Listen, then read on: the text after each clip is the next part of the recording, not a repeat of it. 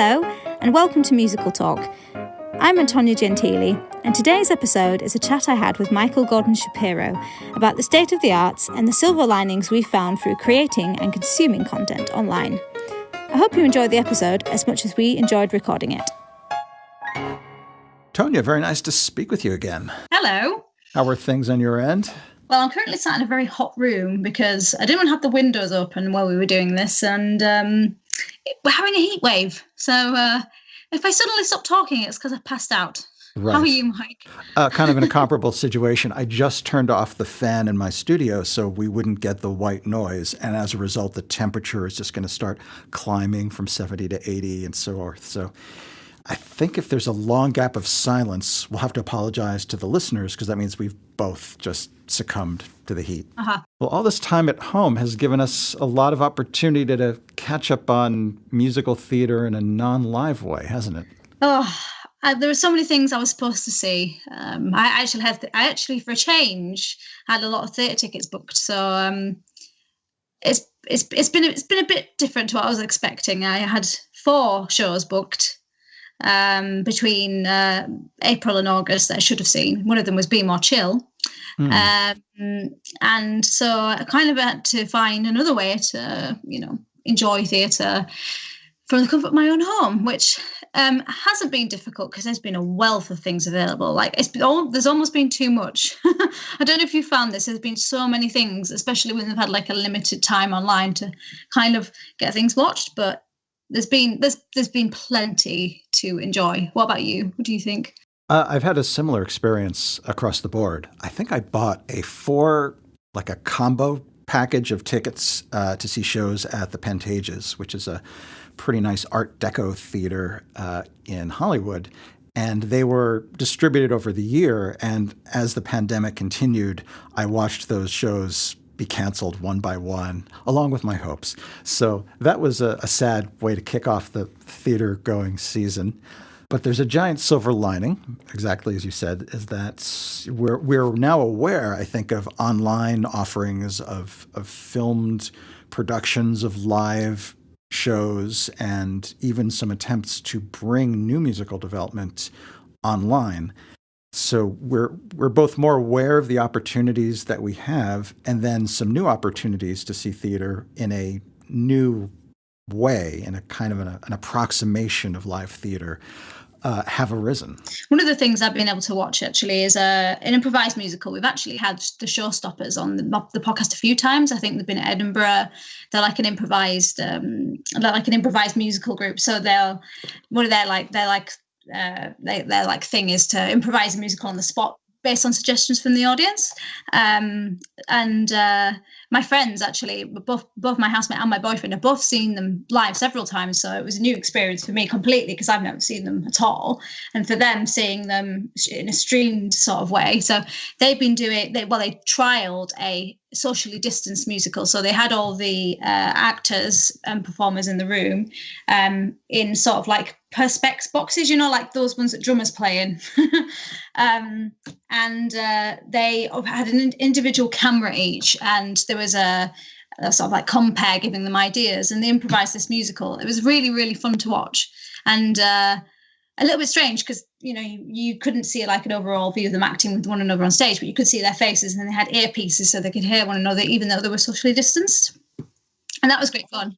How did you find that the timing of the improv was affected by the fact that everyone has a little bit of latency and no one can immediately respond to somebody else? Do you feel like they kept their rhythm? Oh, definitely. Absolutely. I mean, they were singing, they did a Gilbert and Sullivan piece, which completely improvised, and it was spot on perfect. With no, as a spot on perfect improvisation, not necessarily musically perfect, because that's sort of the fun of Showstoppers is never 100%. They make fun of themselves when they're not.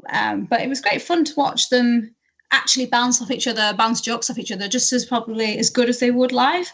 So I think it's because they know themselves and they know each other so well that we're still able to do it. It was great. I really enjoyed it, actually. It's the first time I've ever seen them. So for my first experience of seeing them in a streamed way, it's made me want to go see them live even more because, I had a sort of little taster of what they could do.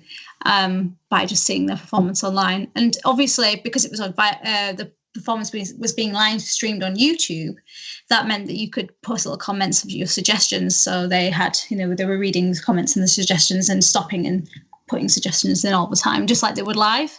So it worked really well in a streamed way. And I was quite surprised because I wasn't sure what to expect. But yeah, they managed it. And the technology they had to pull it off obviously worked as well.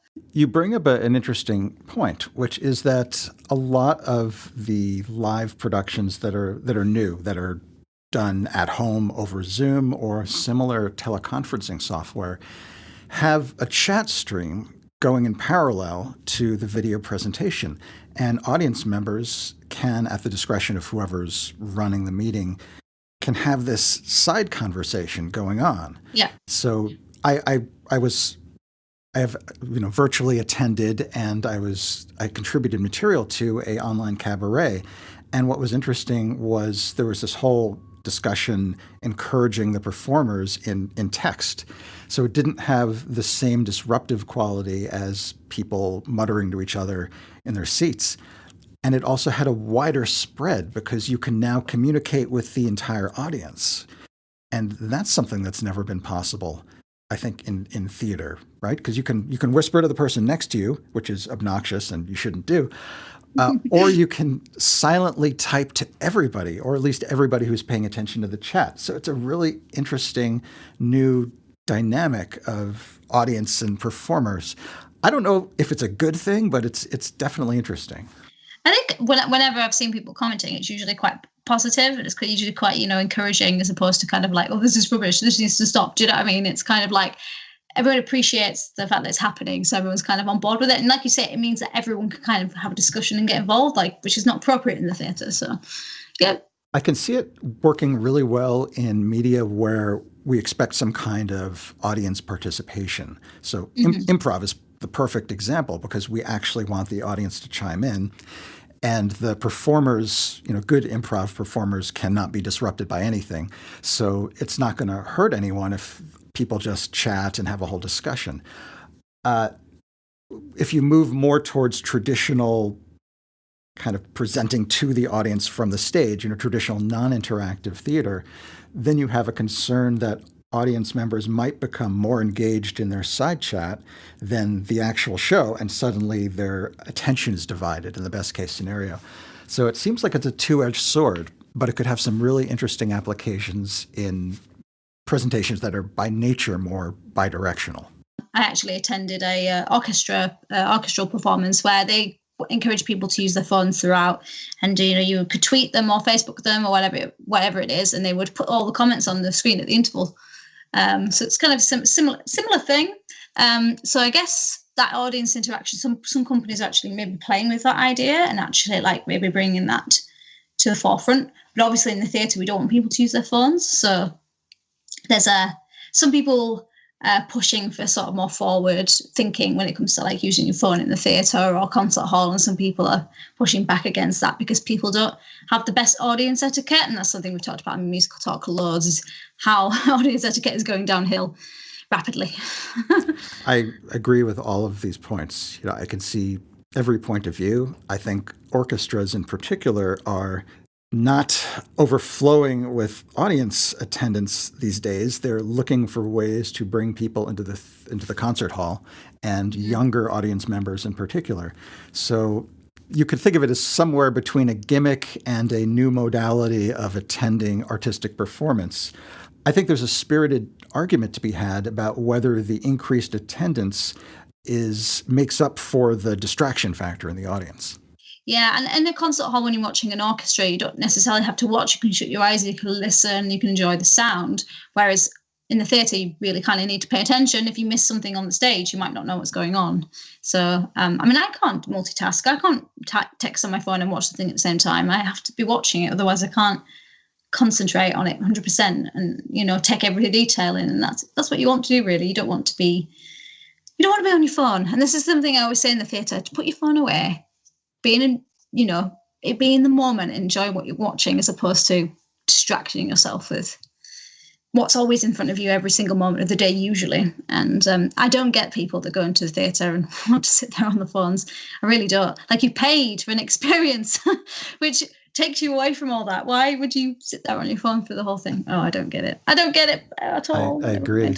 Well, a theater is different from a Zoom presentation because in Zoom, there's the danger of people choosing to be distracted. But if you don't want to be distracted by the chat, you can just disable the chat window. You don't have to look at it. Whereas in a theater, one person with a glowing screen can disrupt literally everybody behind them, because in a darkened theater, a little bit of light goes a long way. So, and in some cases, people on stage as well. That's true. Whereas the people, if you're presenting in Zoom, again, the chat sidebar, at least it doesn't disrupt anyone actively. Yeah, absolutely. And, you know, there are pros and cons to technology. It's about using it the correct way, isn't it? About using it properly. There's nothing wrong with asking audiences to engage, like during the curtain call. I know a lot of theatres encourage you to film the curtain call, or allow you to, you know, or ask you to tweet your thoughts and things at the end of the show, but not to do it throughout. And I think encouraging the audience, you know, saying you're allowed to film the curtain call, you're allowed to take photos at the end, that's fine. It's a great way for theatres to get publicity for their shows without people using their phones throughout and being disruptive. So there are pros and cons there, and it's about being sensible and finding a balance.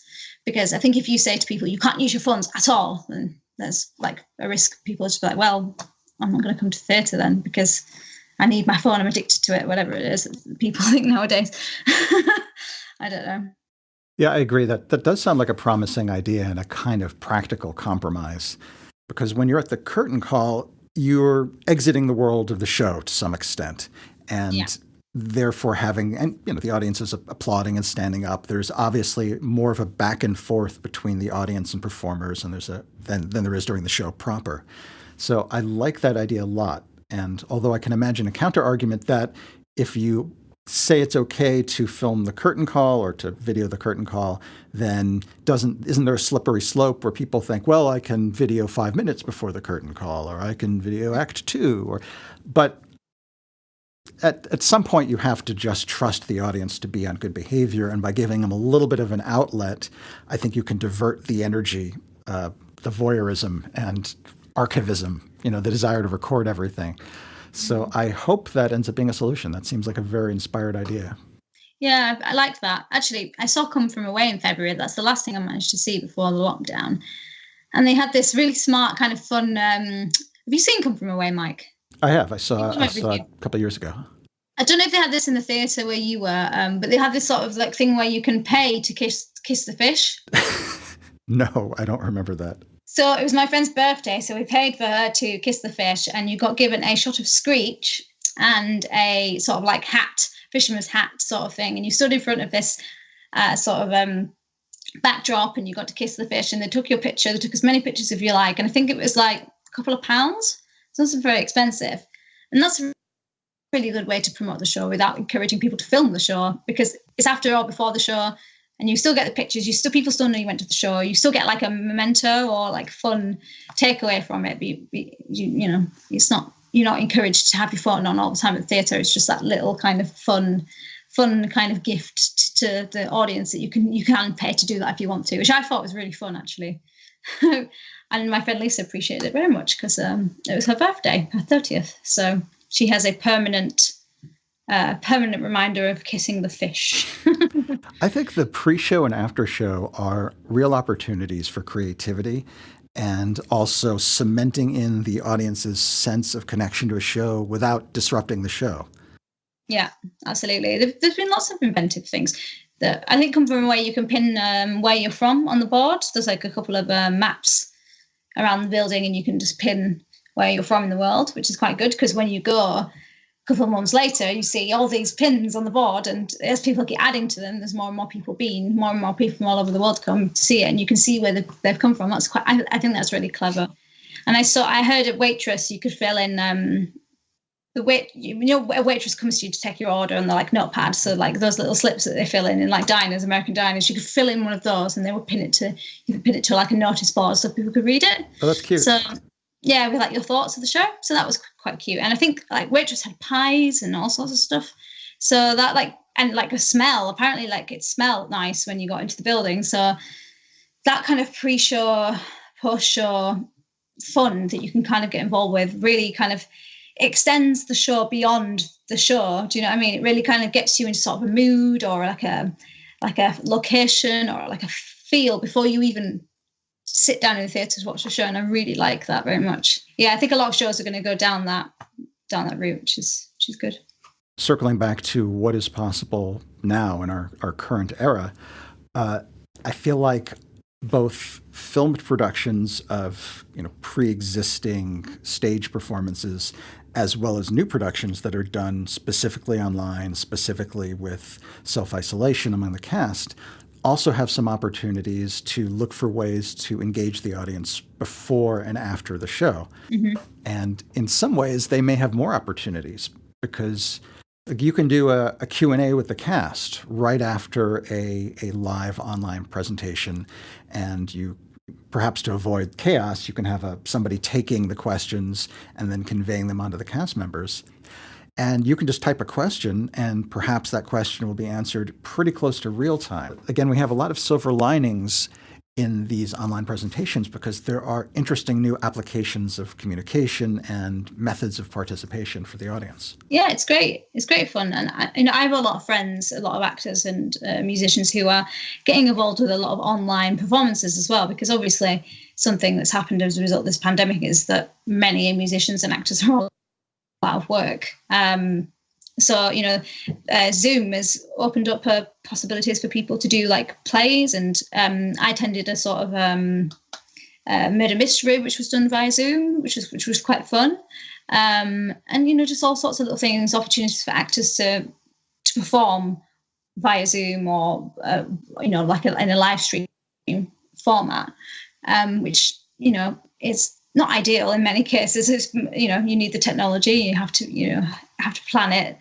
But, I've seen so many fun things that people have done, even if it's pre-recorded things that choirs have put together, loads and loads of things that people have been really creative. And it's been really impressive to see what people have come up with essentially just a laptop or a phone or, a microphone at home, as opposed to, relying on gigs and things. Obviously, some people are still suffering and not having an income, but the creativity is amazing. And I think, yeah, it just goes to show you how dedicated and incredible musicians are, because you can put them under horrible circumstances and they'll still find a way to make music. There's been such an abundance of creativity that's used online media as an outlet in the absence of live music and live performance. And it seems like there are new opportunities and kind of a spirit of entrepreneurialism that's sweeping creative people.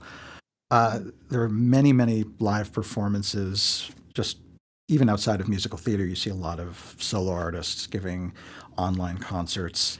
So what's interesting is you have access to the entire world audience. It's the equivalent of ebooks, right? If you can lure in people, there's no limit to the number of people you can have in attendance. And this has been happening even before the pandemic. There were some interesting concerts happening in MMOs, games online with like Fortnite and equivalent that just have an infinite capacity for an audience, or not infinite, but a large capacity for an audience that could come from anywhere without having to travel. So I think the creative community is collectively figuring out what they can get out of this limited, yet at the same time very flexible way of reaching people. Absolutely. And gosh, I don't think any of us thought it would go on this long initially. And I've seen a lot of people on Twitter despairing and finding, especially in this country, I don't know what it's like there, Mike, with the lack of financial aid and financial support, and a lot of, really amazing musicians and actors having to work in like supermarkets and do, like other types of jobs, which, they're meant to be on stage. These people, they're not meant to be stacking our shelves.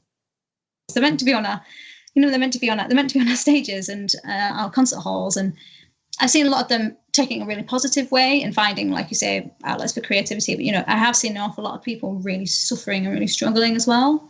So I think that there's what I think whilst it's great that people are being creative, I think something I've really taken away from this as well is that we need our culture at this time more than anything else. That we need it.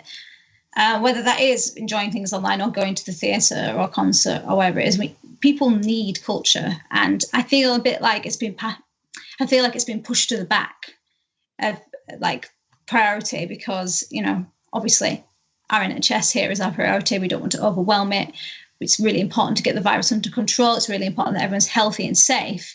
But at the same time, there needs to be something for people. Culture is so important, and music is so important. Arts is so important because it can stop people from feeling alone, despairing, and, you know, we need it. Sometimes we need that escapism. We need something, don't we? We're craving something. So that's why we've all gone away and created things or consumed so much online content.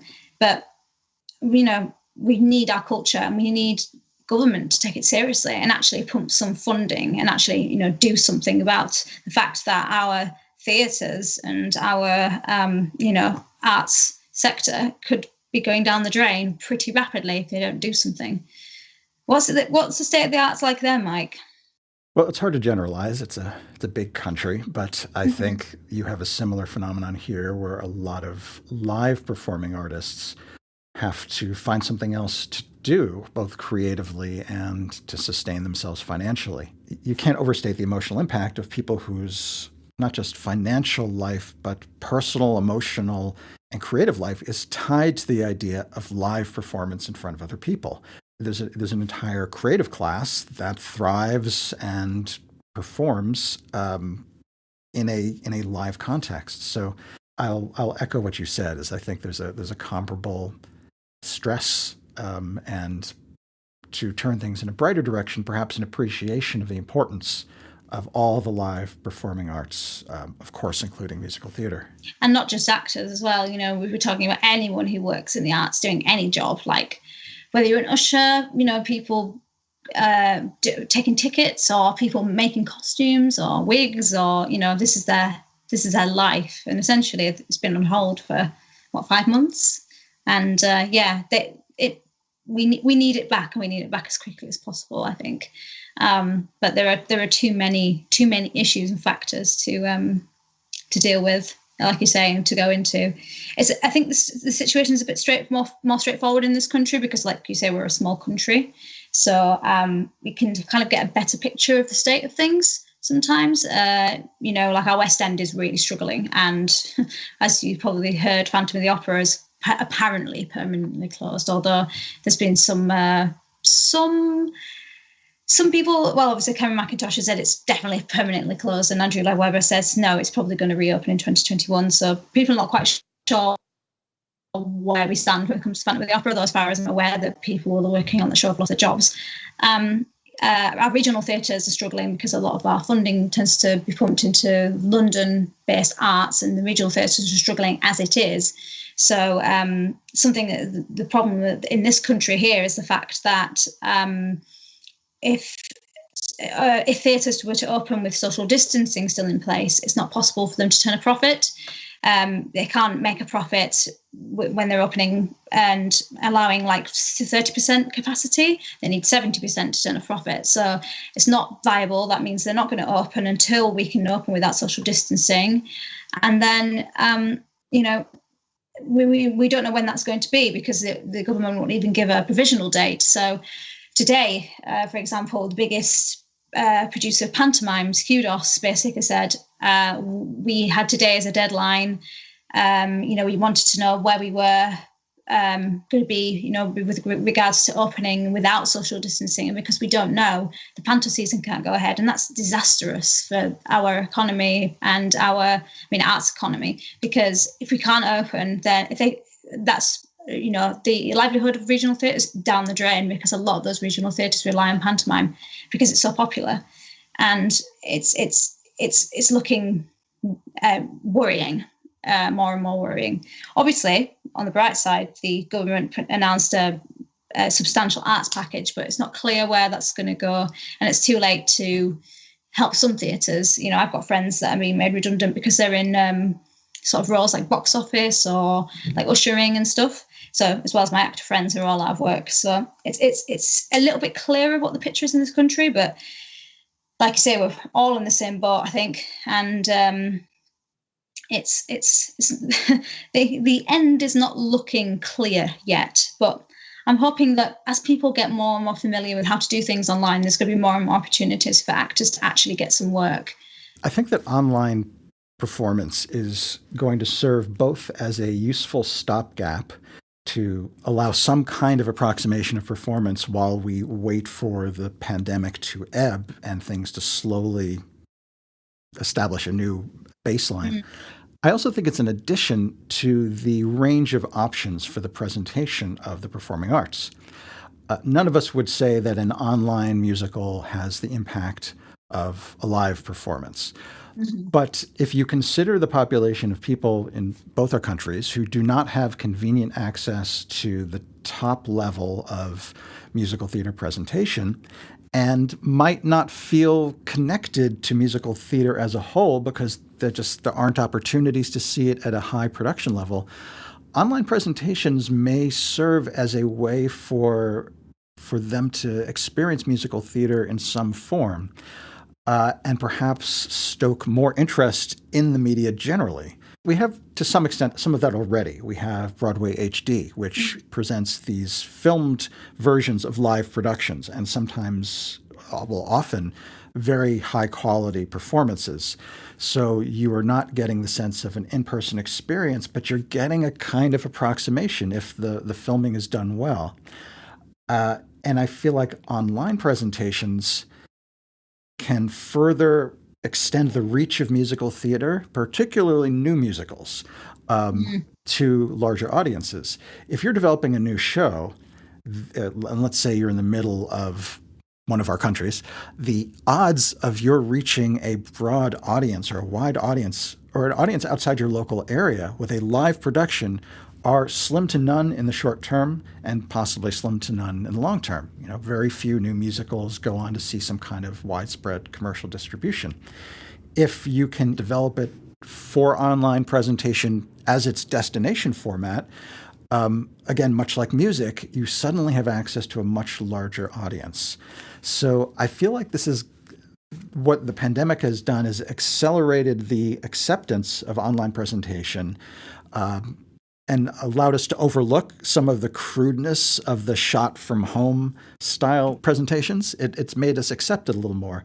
So going forward, I feel like we will have this sidecar, this extra medium of presentation for musical theater. Yeah, I absolutely agree as well with your point that having access to online musicals means that you're more likely to be able to access it because we know that Broadway, West End prices can be pretty expensive and not everyone can afford to go to the theatre. So I completely agree with that. And the fact that it can bring your show to a much, much wider audience. Speaking of someone who's developing a show, yes, I believe you are in the middle of doing that in the middle of a pandemic. How's that going? Well, here's a secret is some of the general ideas that I've been expressing today are being drawn from personal experience because I am speaking now as a writer-composer, creating an online presentation of one of my own musicals. So I've gotten to experience this new modality of working and presenting firsthand. And in fact, just yesterday, I guess what I did yesterday was I completed principal photography of an online reading of my newest musical. That's the best way to describe it. So I'll back up a little bit. I have a new family musical called Gideon and the Blundersnorp, and it's a kind of it's equivalent of a YA fantasy novel. It's a fantasy story that's suitable for imaginative adults and teens and kind of the upper end of children age-wise. And it was something I was planning on premiering at the Hollywood Fringe Festival this summer. And we had our venue selected and booked. We had our dates. We were ready to roll when the pandemic hit.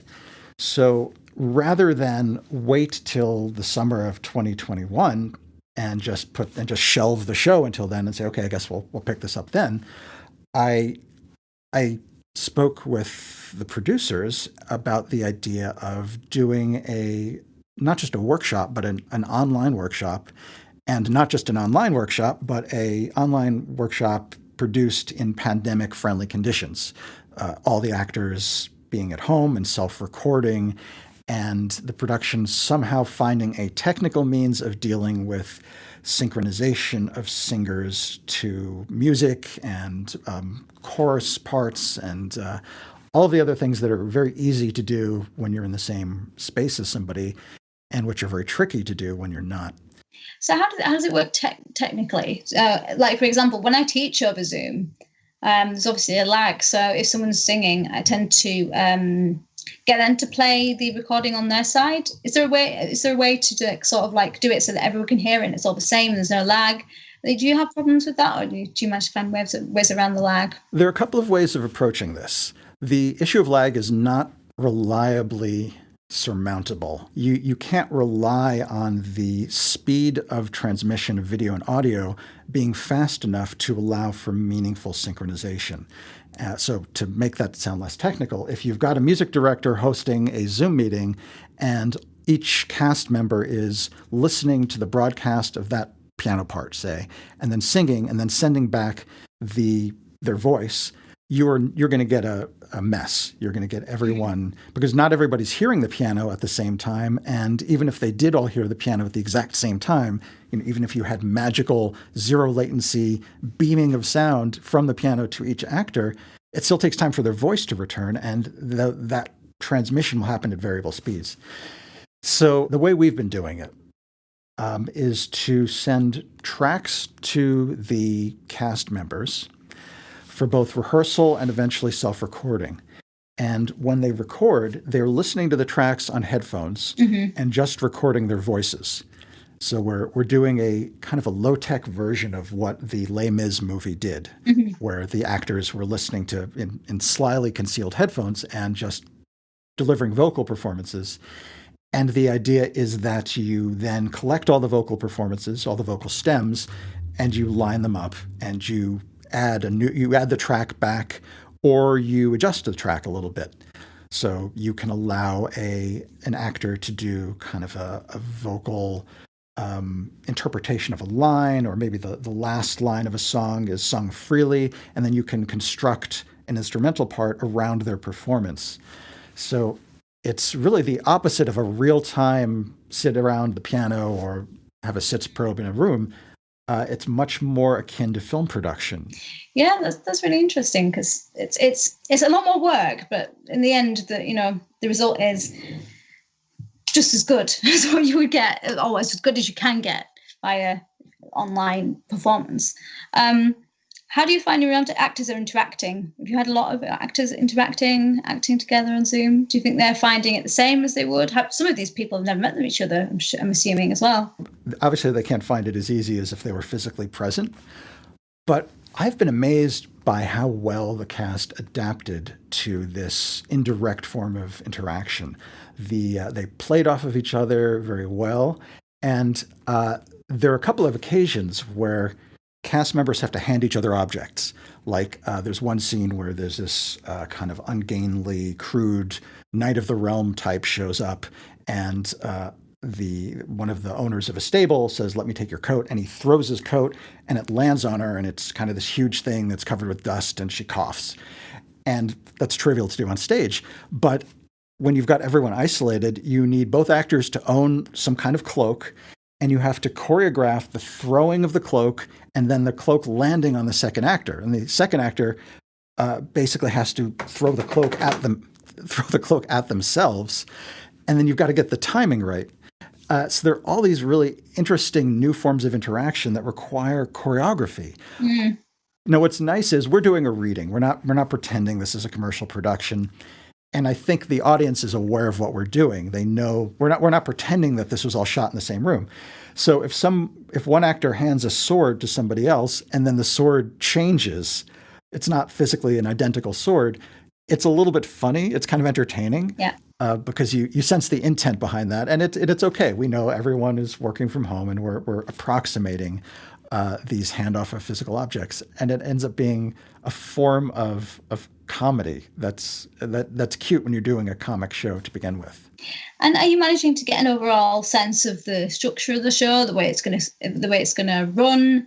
Are you able to get from it what you would need? Because I know that when you workshopped your other show, the bully problem, that you obviously workshopped it, so you knew what needed to be cut, what needed to be added, whether the story was working. Are you able to figure that out from this? What we did yesterday was we just recorded dialogue. We haven't yet recorded music, which is going to happen separately. So I'm not yet in a position where I can look at the big picture of the show and say, wow, the second act is too slow, or making those kind of comments that you make when you see your work performed in a workshop or treated to a reading of some kind. So I won't really know until it's edited. And that's going to happen in a few weeks.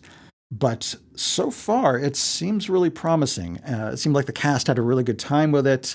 And in as much as I could listen to just the non-musical dialogue and construct a sense of what the show is going to be like when it's finished, it felt promising to me. I felt like I could sense a through line. Good, that's great, because I think that's the point of doing this, isn't it? It's the point of doing this workshop is for you to see how your show is developing. And if you can't get that from an online, workshop, then obviously going through this whole process isn't useful. But the fact that you can just shows that you can rehearse, you can keep going during a lockdown, you can keep performing under these circumstances. And I think that is really interesting that you're managing it, and it's still useful as well. I think that's the most important thing that you can get from this, and it's a really good kind of like. Not necessarily just an example, but it's a really good way of proving and showing what you can do using technology. It sounds like you've been really inventive, and I know you've been rehearsing with your cast via Zoom a lot as well. In fact, because of the pandemic, you've been able to work with actors you might not necessarily been able to get for your workshop as well. Do you want to talk a bit more about that? Sure. I file this under silver linings of the pandemic, because you suddenly don't have to cast just from the local talent pool, as you obviously do when you're performing something live. Now, I do have a collection of actors who I've worked with before locally and who are tremendously talented. And of course, I will always turn to my loyal cast with new productions. But I tend not to cast the shows myself. I let the director really make those decisions, and I simply give them options. And in this case, the director I'm working with is Matt Toronto, who used to teach musical theater at Penn State. And a number of his former students have gone on to very prestigious lives as performers. And Matt was able to reach out to some of these performers and say, hey, we're doing a reading, an online reading. Would you like to participate? So to throw one name out there, the lead in my show is Kevin Clay, who recently played Elder Price in the Book of Mormon on Broadway. Wow. And he is dazzling. Like, he is just phenomenal. And needless to say, if I had reached out to a Broadway star and said, would you like to participate in a reading of my brand new show across the country for free, that's generally not going to give you a great response. So you pointed out earlier that there's a number of very talented people who don't have access to their normal projects and are looking for something to do. And my show is the beneficiary of that. That is really exciting. And what big name as well. It must be exciting to hear your music sung by someone who's been on Broadway. That's amazing. It's a real delight, and it'll probably be a while before, once things return to normal, it'll probably be a while before I can commercially collaborate with talent with that kind of body of experience. So I'm trying to carpe diem here and really take advantage of the unique opportunities that are arising during the pandemic.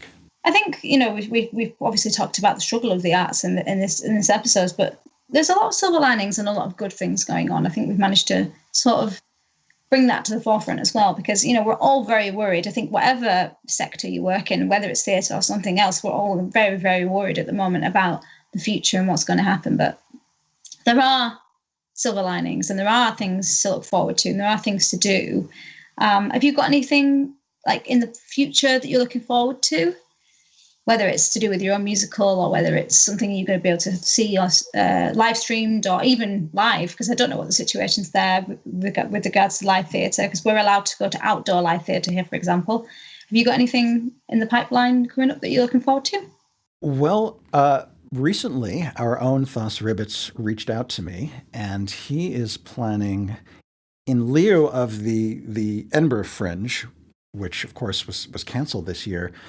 Thos is cultivating a list of online musicals that were, I don't know if they were all created for the Fringe or by Fringe creators. I think they were probably intended for the Fringe or perhaps staged at past Edinburgh Fringes. But in any case, he's creating a list of online shows, and his intention is to start doing some reviews. And I'm being gleefully included in that process.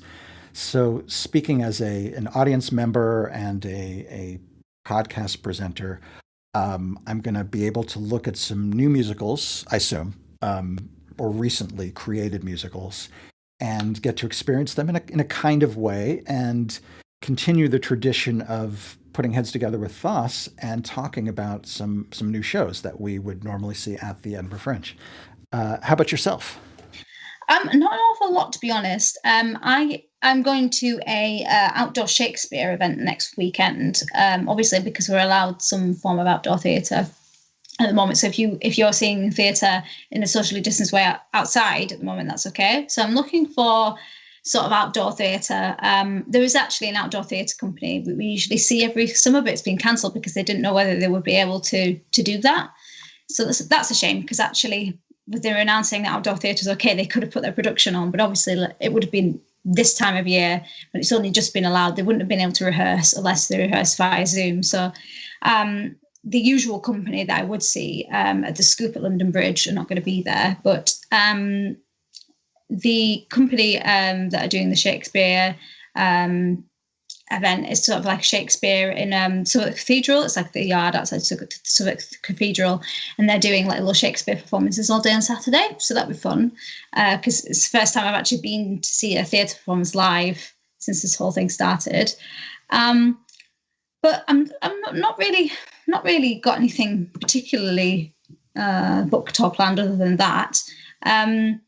One thing we've been doing, me and my housemates and my boyfriend, is actually been going to our local theatre to drink in their bar to support them. And I know that's not quite what we were talking about, but a way to support your local theatre, which you probably hadn't considered, is to go and drink in their bar or go to their cafe, or actually go and support them in another way, because a lot of theatres, particularly in this country, are actually open, especially if they have a bar or a theatre that you can go and drink in. And we went to our local one, which is Southwark Playhouse, and drank in their bar.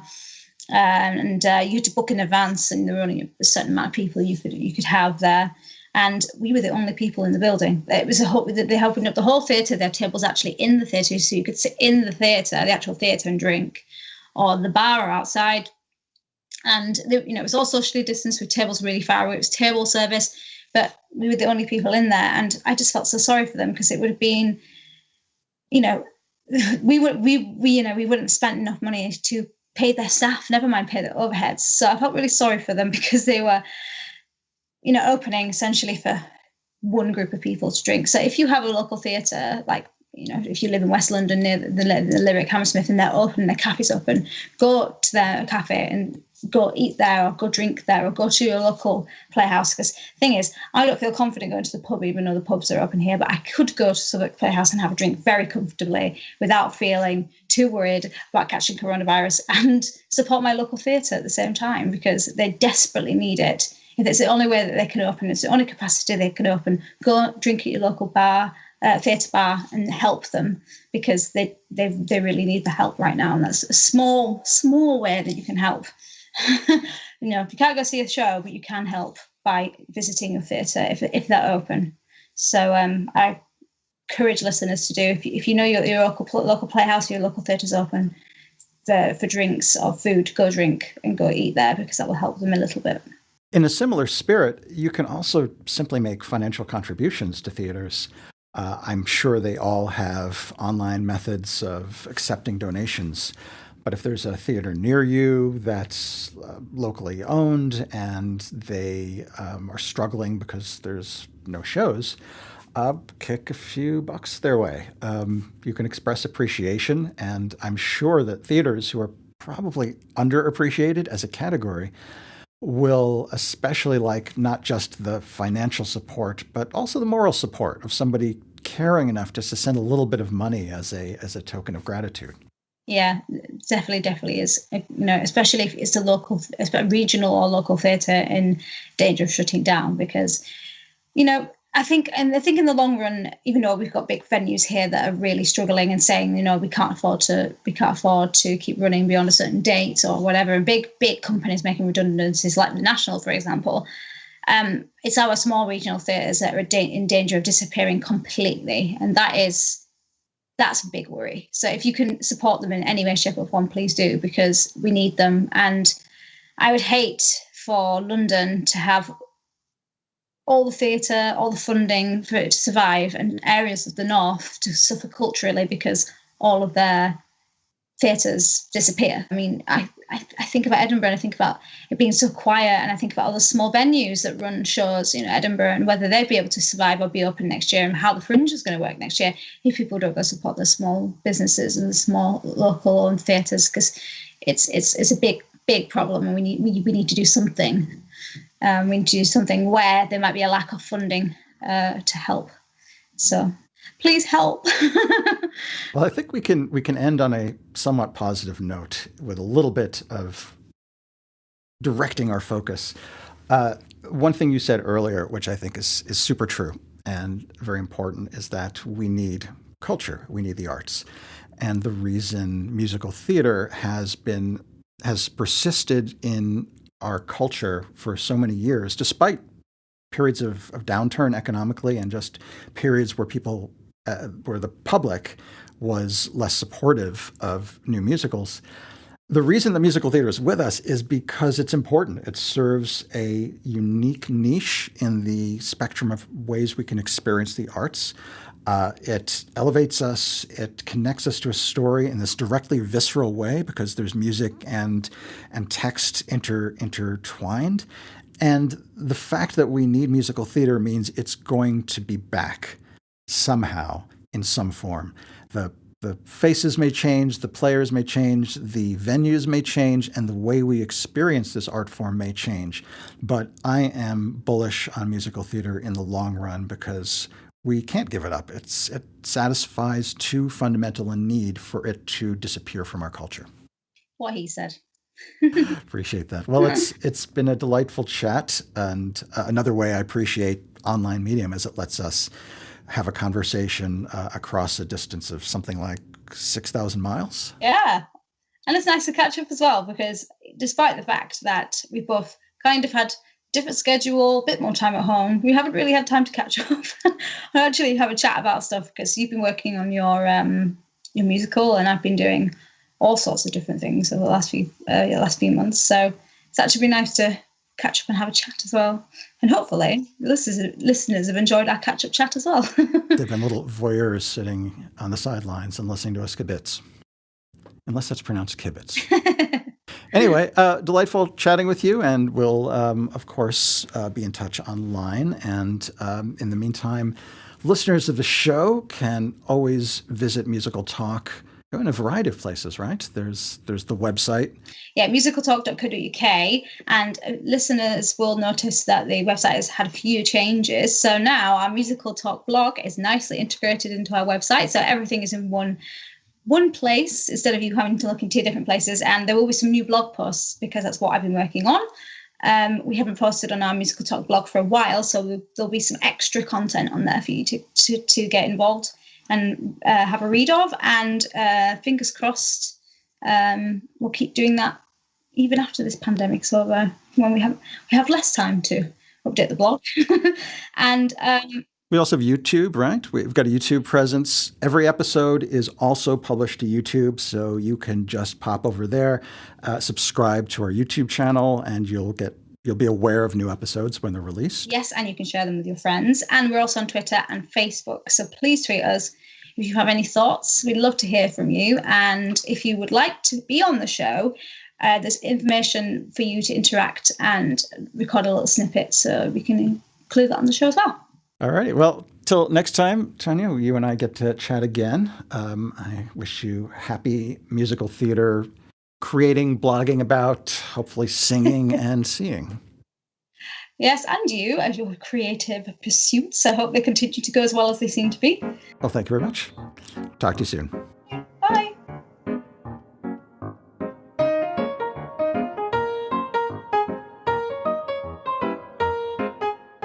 For more information about Musical Talk, please visit our website at musicaltalk.co.uk. You can email us at feedback@musicaltalk.co.uk, listen to past episodes on iTunes and YouTube, and follow our social media channels on Facebook, Twitter, and Instagram.